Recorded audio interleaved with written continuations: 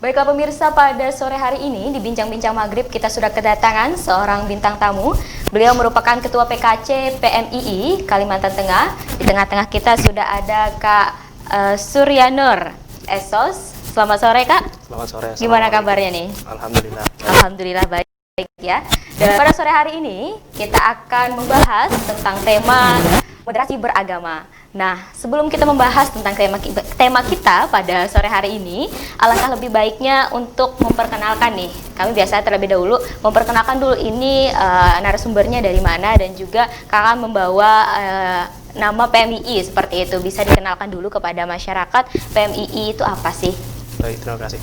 Assalamualaikum warahmatullahi wabarakatuh.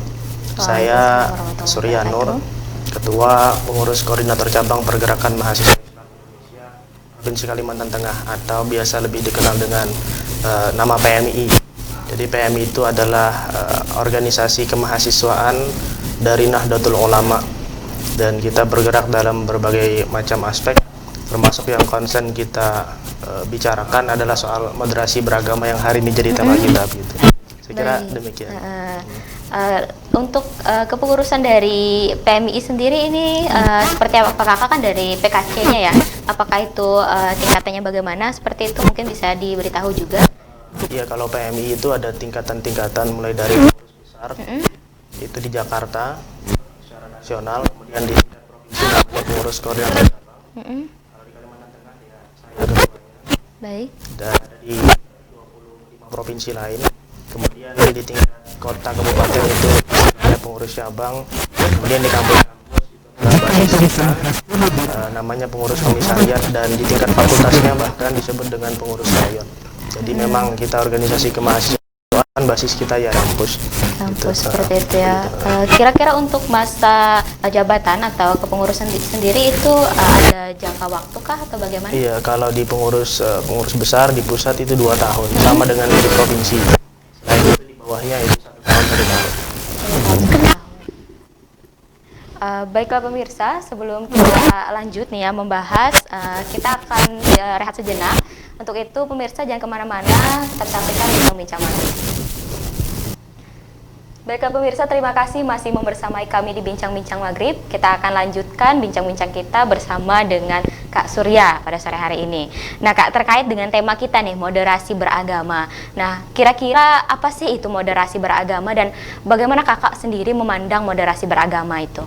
Oke, jadi memang moderasi agama ini salah satu konsentrasi diskusi kita di PMII, sehingga tentu ini menjadi sangat senang saya ketika diangkat di dalam forum yang lebih luas semacam ini.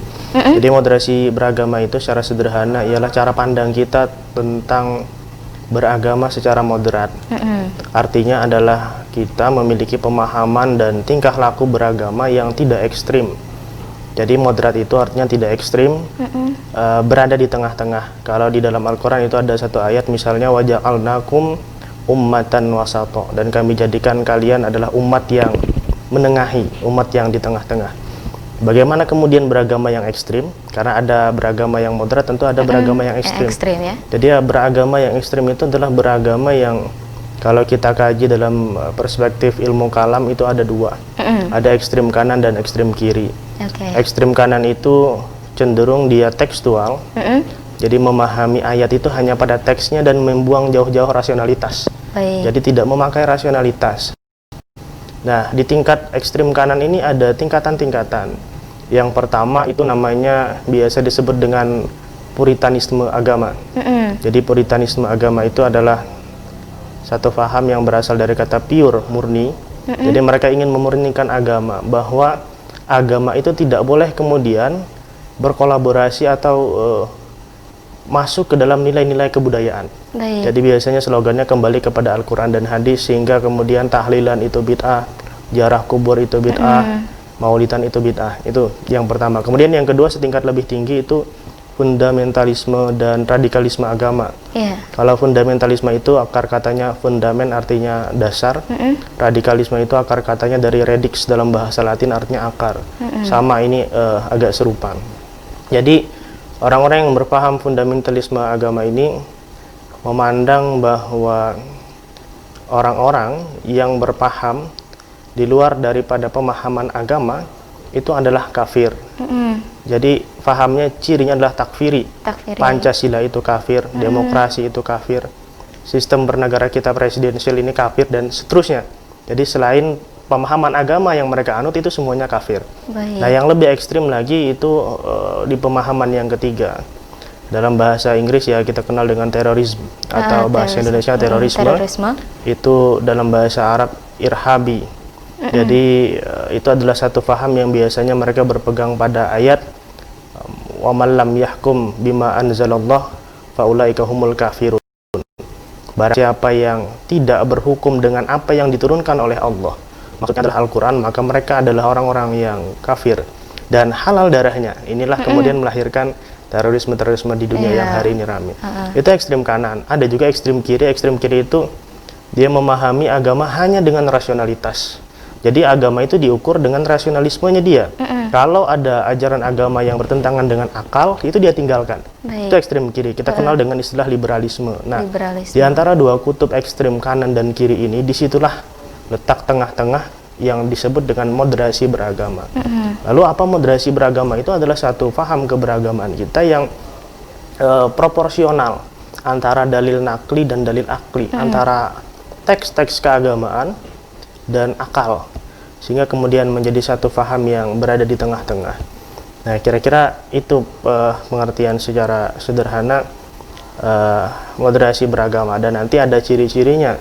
Orang-orang yang pahamnya moderasi beragama, agama yang moderat itu tentu yang pertama dia akan bersifat dalam bahasa agamanya disebut dengan tawazun, berimbang. Kemudian tasamuh, toleransi, dan kemudian ta'adul, bersikap adil. Nah, itu menjadi ciri-ciri bagi paham-paham yang berakar pada nilai-nilai wasatiyah atau moderasi beragama gitu. Begitu ya. Lalu kiranya seberapa penting sih moderasi beragama ini, apalagi kita tahu kita sebagai bangsa yang berada di tengah-tengah kemajemukan seperti itu. Iya, jadi kenapa kemudian moderasi beragama ini kita jadikan satu wacana, kita diskusikan, kita sebarkan faham untuk beragama secara moderat, tentu mempunyai nilai urgensi yang sangat penting. Karena pada prinsip mendasarnya adalah seorang yang ekstrim dalam beragama, dia beragama secara ekstrim, itu pada hakikatnya justru bertentangan dengan nilai-nilai esensial agama itu sendiri ya. Jadi itu faktor yang paling mendasar sebenarnya. Jadi kalau ada orang yang beragama dengan ekstrim, maka sesungguhnya dia tidak benar dalam beragama. Misalnya kita agama Islam. Islam itu dari kata aslama yuslimu, yang artinya kepasrahan, berserah diri. Dalam kata lain itu akar kata itu juga punya makna kedamaian, keselamatan. Lalu kalau kemudian kita dakwahkan Islam dengan cara yang fundamental, dengan cara yang radikal, atau apalagi dengan cara yang lebih ekstrim lagi, terorisme misalnya, tentu akan menjadi kontradiktif gitu ya, akan bertentangan dengan apa yang sejatinya menjadi ruh Islam itu sendiri. Itu penting kita angkat dalam konteks global maupun dalam skala Indonesia. Penting kita angkat, terlebih kita masyarakat Indonesia ini kalau saya jelaskan kajian akademiknya bahkan lebih jauh daripada itu. Menurut Profesor Azumardi Azra itu bahwa moderasi beragama itu sejatinya adalah sudah menjadi ruh dalam pemahaman masyarakat Indonesia kita. Jadi aslinya Indonesia itu beragama secara moderat. Misalnya kita bisa melihat dalam rentang sejarah sebelum kemerdekaan, misalnya ketika kita bicara Indonesia ini ingin merdeka, para pendiri bangsa kita bersepakat untuk tidak menjadikan ini negara Islam atau negara berbasis agama. Padahal 88,2% penduduk Indonesia itu adalah umat Islam. Kalau umat Islam tidak menggunakan pandangan moderat dalam beragama, tentu mereka akan memaksakan ini jadi negara Islam. Lah kita tahu mayoritas, ya kan begitu. Tapi ini secara de facto telah menjadi bukti bagi kita bahwa sejak dahulu kala Indonesia ini sudah moderat dalam beragama. Hanya belakangan ada kelompok-kelompok kepentingan yang masuk, yang kemudian menyebarkan paham-paham yang ekstrim itu tadi. Radikal. Makanya kita sebagai warga Indonesia, masyarakat Indonesia harus kembali mengingat bagaimana jati diri bangsa kita yang sesungguhnya dalam beragama. gitu. Oke. Dan terlebih juga moderasi beragama ini dapat menciptakan kedamaian begitu ya untuk kehidupan berbangsa bernegara juga, terutama bagi kita bangsa yang majemuk seperti itu. Nah, lalu bagaimana kakak memandang terkait dengan suatu ayat begitu ya yang mana mengatakan untukmu agamamu dan untukku agamaku, seperti itu? Ya, itu kan diantara dalil-dalil di dalam Al-Quran. Lakum dinukum waliyadin itu kan satu pilihan. Di dalam ayat lain misalnya ada kalimat la ikroha fiddin, tidak ada paksaan dalam beragama. Di ayat yang lain lakum dinukum waliyadin. Sejak awal bahwa Islam ini disebaran itu bukan atas dasar paksaan. Jadi kalau kita bicara sejarah Islam itu harus digali dengan perspektif yang benar. Maka tidak, kalau kata dosen-dosen saya di dosen-dosen sejarah Islam itu tidak benar ada ekspansi Islam. Yang ada itu fathu Islam, pembukaan, bukan ekspansi. Kalau ekspansi itu cenderung pada diksi pemaksa gitu. Jadi di dalam agama itu tidak ada paksaan, la ikraha fiddin. Makanya di dalam ayat lain misalnya jelas ditegaskan bahwa Rasul itu diutus rahmatan lil alamin. Wa ma arsalnaka illa rahmatan lil alamin.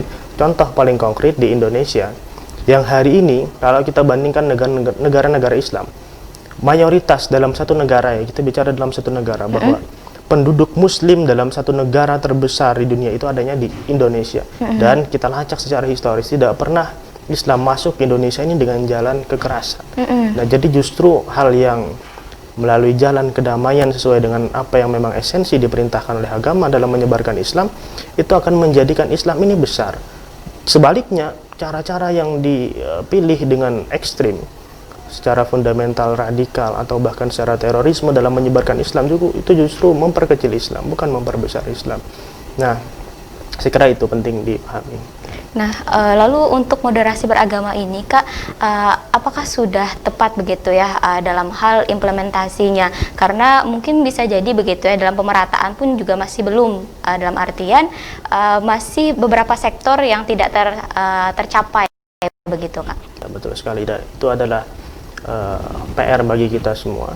Generasi bangsa ini mulai dari generasi yang katakanlah dalam tanda kutip generasi kolonial sampai generasi milenial, itu adalah PR kita bersama untuk sama-sama memberikan pemahaman ke ruang publik. Misalnya melalui acara-acara yang demikian, ini kan harapan kita bahwa semua tergerak pemahamannya untuk paham bagaimana sebenarnya berislam itu. Meskipun tentu saja hari ini tidak sempurna, karena kita masih bisa melihat banyak kasus, tidak sedikit kasus yang mengatasnamakan agama kemudian berbuntut pada konflik horizontal di tengah-tengah masyarakat kita. Penyegelan gereja ketika Ahmadiyah misalnya. Dulu saya menulis skripsi tentang itu. Jadi banyak sekali kasus-kasus konflik horizontal yang didasari dengan perbedaan agama. Nanti juga berkembang ada perbedaan suku, perbedaan ras juga. Tapi karena kita bicara agama ya, itu masih terjadi. Nah, hari ini tepat saya kira bahwa di antara juga program Menteri Agama kita yang baru, Pak Fahru Rozi ini, juga di antara program yang beliau utamakan adalah memberikan pemahaman kepada masyarakat bangsa ini untuk moderat dalam beragama. Dan itu kita dukung. Nah, lalu sejauh ini apakah juga ada penolakan-penolakan begitu, Kak, terkait dengan adanya moderasi beragama ini, Kak? Banyak sekali. Biasanya sering ada muncul tuduhan-tuduhan dari kelompok tertentu bahwa moderasi beragama itu artinya orang beragama tapi tidak komitmen dengan agamanya. Orang yang beragama tetapi tidak serius dalam agamanya, tidak berani betul-betul memperjuangkan agamanya dalam tanda kutip secara jihad segala macam ya. Secara keras, secara tegas begitu. Itu sering terjadi di media-media massa, di media-media online terutama. Sering wacana-wacana itu beredar, dan bagi kita yang kemudian tidak didasari dengan ilmu, seolah-olah ini benar. Karena kita misalkan moderasi beragama harus toleran dengan non-muslim segala macam, seolah-olah kita tidak tegas dalam berislam. Tapi sebenarnya sebaliknya, dalam kesempatan ini barangkali boleh saya jawab. Jadi sesungguhnya moderasi beragama itu merupakan satu bentuk keyakinan kita yang kokoh terhadap esensi agama kita. Justru demikian.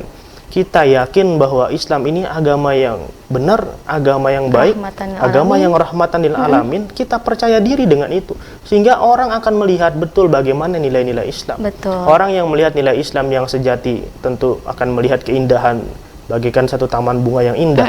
Secara naluriah dia akan dengan sendirinya tertarik untuk berislam. Itu sejatinya kita percaya diri justru. Dan kita bahkan tidak, kalau tadi dikatakan kita tidak tegas dalam beragama, tidak komit dalam beragama, justru kita tegas dalam beragama, membedakan mana hal-hal yang esensial dalam agama dan mana tafsir-tafsir agama. Ini perlu dibedakan. Hal yang esensial ya kita pertahankan. Tafsir-tafsir agama itu kita maklumi. Nah, gitu. Jadi bukan berarti kita tidak komitmen dalam beragama, tapi karena kita didasari dengan ilmu, paham mana yang esensial, mana yang tafsir agama yang berbeda. Misalnya kita sholat, sholat itu esensial, wajib hukumnya, tapi tata cara sholat itu ada banyak cara, minimal 4 mazhab. Ada yang takbirnya angkat tangan begini, ada yang di sini, ya kan? Ada yang sedekap begini, ada yang lurus. Itu tafsir beragama, boleh-boleh saja. Tapi sholatnya tetap esensi agama gitu. Saya kira begitu, Mbak. Dan pada poin menghargai begitu Kak ya.